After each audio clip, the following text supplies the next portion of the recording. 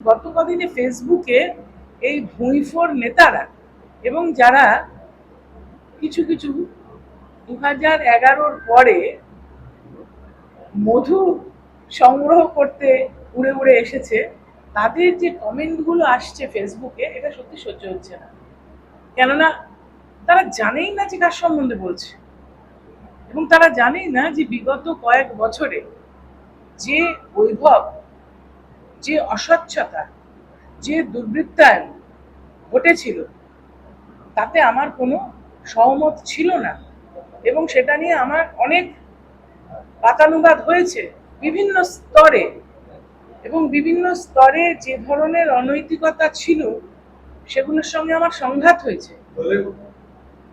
দলের বাইরে তো বটেই, কেননা আমি তো রাজনীতি শুরু করেছি, আপনাকে বললাম যে ধরুন 84 সালে প্রথম কাজ, এবং বিগত 5-7 বছরের এই বৈভব, এতে আমি অভ্যস্ত নই। অত্যন্ত মধ্যবিত্ত জীবন যাপন করতে অভ্যস্ত, এবং আমি মনে করি যে যদি রাজনীতি করতে হয়, সমাজসেবা করতে হয়, মানুষের জন্য কাজ করতে হয়, তাহলে নিজেকে মানুষের সঙ্গে মিলিয়ে দিতে হবে, বিলিয়ে দিতে হবে। তাহলে মানুষের যে সমাজ ব্যবস্থার মধ্যে অবস্থান, সেই অবস্থানটাকেই আমরা বিশ্বাস করি, এটা পারিবারিকভাবে করি। এবং আমি মানসিকতার দিক দিয়েও সেই লোক। তাকে যদি ফেসবুকে ছোট ছোট কেউ এইভাবে আক্রমণ করে, এটা অনুচিত, অন্যায়।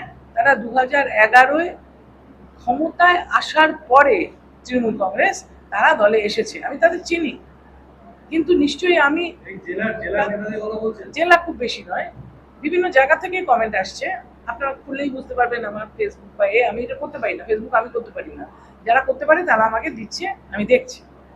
সুতরাং আমি মনে করলাম যে এই অস্বচ্ছতার বিরুদ্ধে এবং এই বৈভবের বিরুদ্ধে এবং এই যে প্রাতিষ্ঠানিক দুর্নীতির বিরুদ্ধে সর্বস্তরে নিশ্চয়ই কিছু বলার প্রয়োজন আছে, কোনো একটা পদক্ষেপ নেওয়ার প্রয়োজন আছে।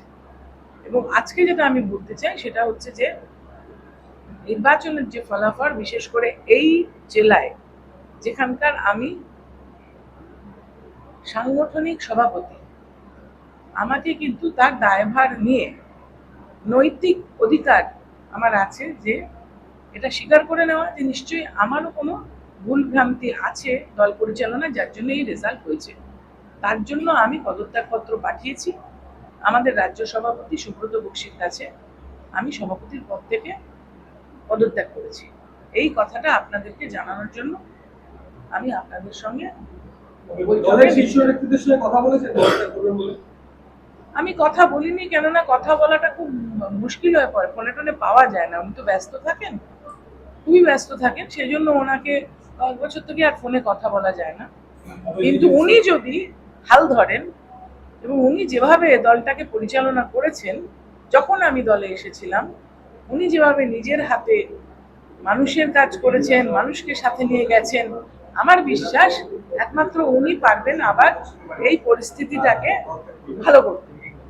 কিন্তু একটা হঠাৎ করে কোনো ভুঁইফোর সংস্থা আসলো, তারা এসে ধমকালো, সবচেয়ে বড় কথা যে এইখানে এসে এইখানে বসে ধমকে যাচ্ছে। আমি রাজনীতি করছি ধরুন 40-42 বছর, একটা মেয়ের বয়স 22 বছর, সে এসে এখানে ধমকে যাচ্ছে,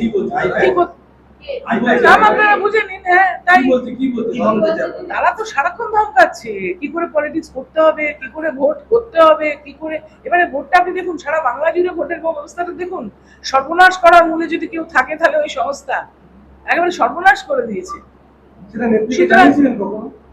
দেখুন, আমি যে বললাম যে উনি খুব ব্যস্ত ছিলেন, ইলেকশন চলছিল, তার আগেও তারা এসে মিথ্যা কথা বলেছে, বিভিন্ন মানুষকে তারা ভুল পথে চালিত করেছে।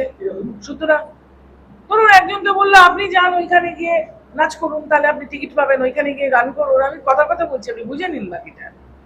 যেভাবে তারা পরিচালনা করেছে আমার দলকে সর্বনাশ করে দিয়েছে, এবং যেভাবে এখান থেকেও মানুষকে লেলিয়ে দেওয়া হয়েছে পার্লামেন্টের ভিতরে বসে কাঁচা খিস্তি করছে, আমি সেই সব মানুষ, সেই মিসোজিনিস্টিক মানুষদের আধিপত্য মানতে পারছি না।